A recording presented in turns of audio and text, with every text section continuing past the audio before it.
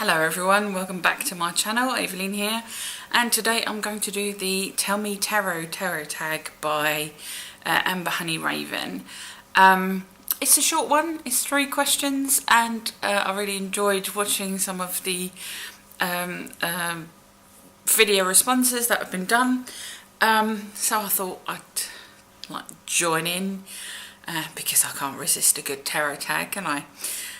So yeah, let's jump right in. The first question is a really good one. What magical features would you like to see in a deck? Now, I think, if I remember correctly, because it's been a while since I've watched her video, Ember, HoneyRaven herself said something about music, and that, you know, that would have been my first choice. Like, if you get a card, music associated with that card would jump out, because, you know, me and my inner jukebox. So that would be great. But then I thought about it some more, and how amazing would it be if you could actually talk to the card, and if you could have a conversation, like, why are you popping up? What do you have to tell me? Instead of you trying to, I know it's a bit of a lazy thing, isn't it? But yeah, instead of you trying to figure out what it all means, you could have a conversation with this card and go, okay, so what is it you've got to tell me? Yeah, that would be amazing.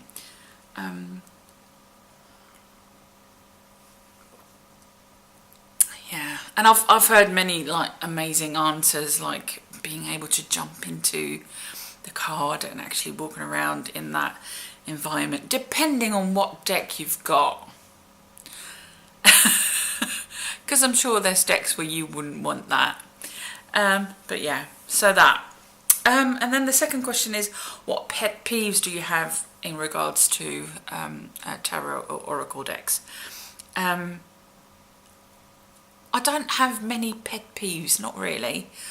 I don't like it when the publisher's name is on the side, like on the border on the side, because I know who I bought the card, like who the deck is by, because it's on the box.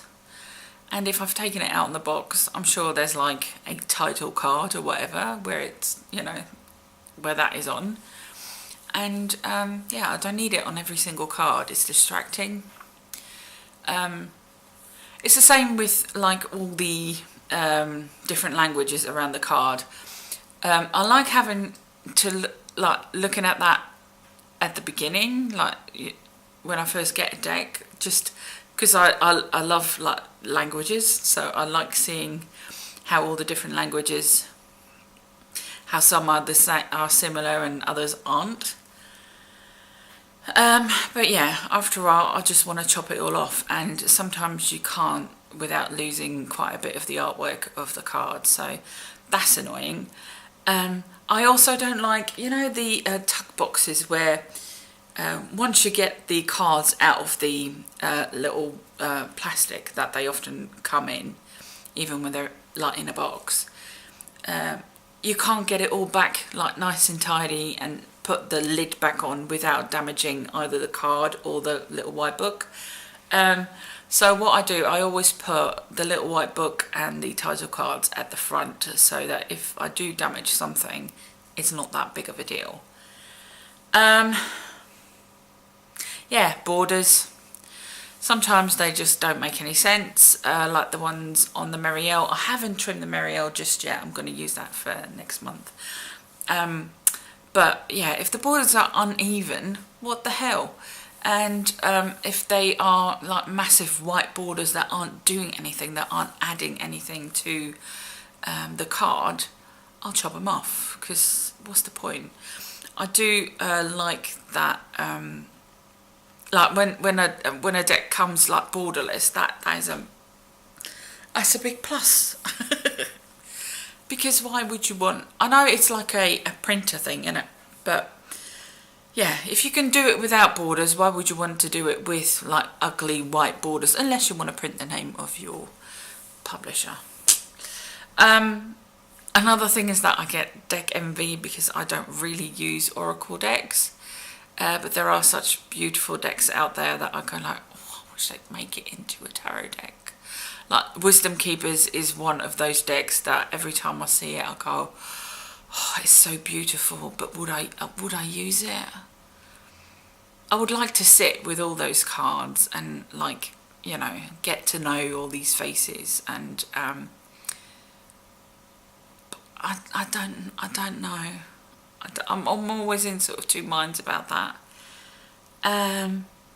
Pip decks, I don't use pip decks, so that is one pet peeve, like, because I don't use pip decks. Sometimes you don't, you have to really hunt for the fact, to find out whether or not a deck is a pip deck or not. Sometimes they hide it quite well and you have to wait for other people to discover this. I usually, like, I'm never the first one to buy a deck anyway, so yeah, I try to look for user reviews just to make sure that a deck isn't a pip deck. Yeah, so sometimes you see really amazing looking Major Arcana and you get really, really excited, and then comes the disappointment of the fact that it's a pip deck and I can't use it. Because I'm just not ready for that, and I'm not sure if I'll ever be ready for it. And last but not least is shipping costs. I've seen so many really nice indie decks. There's so many on Etsy that are really, really cute, or really, really, like, different or whatever. And then the shipping is at least as much as the deck, if not more. And I just can't justify paying 50 quid on top for shipping. And then you don't know whether or not you're going to be hit by customs. So yeah, no, I just can't.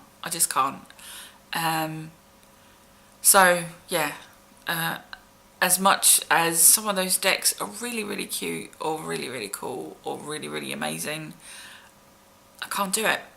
I just can't do it. So that's a massive, massive pet peeve. Like, you know, shipping costs. Oh. And I understand, but, you know, it's so annoying. And then number 3, what 2 tarot decks would you like to own? I still have the Ostara deck on my wish list. I didn't pre-order because there were so many problems with it. And then when I saw people opening their decks and having problems with the foil sticking together, like the gold edging all sticking together and whatnot, I thought, oh, I don't know if I would want that deck. Oh, that's another pet peeve. Cards that stick together as you open the deck.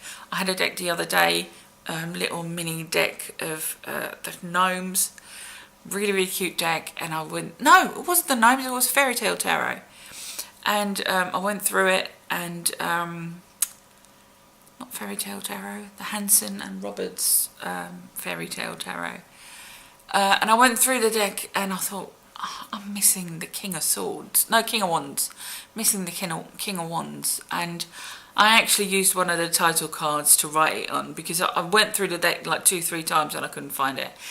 And then I went through it, like, after I'd written on one of the title cards, like, okay, this will be my replacement, he popped up because he was stuck to another card. So that's really annoying. And then to get back to number 3, another deck that I would really like to own, but I probably won't because of, like, shipping, and, like, the deck itself is quite expensive, and it's still a Kickstarter, and I never really back Kickstarters because I just don't have the funds, is the True Black by Arthur Wang. Simon Two Spirit has shown pictures of this, the Kickstarter, as well as I think like a taster sort of deck. It's so beautiful. It's so different. It's got that sort of, like, if you hold it in a certain light, you can see certain things that you can't if you hold it in another light. And it's so different and so unique, and yeah, I would really, really love that deck, but, you know, let's be realistic here. So yeah, those were the 3 questions, and yeah, thank you very much, Ember HoneyRaven, for doing this tag, and everyone who replied to it. That number 3 question is always good to like top up your wish list. And yeah, thank you very much for watching, and I'll see you again very, very soon. Bye.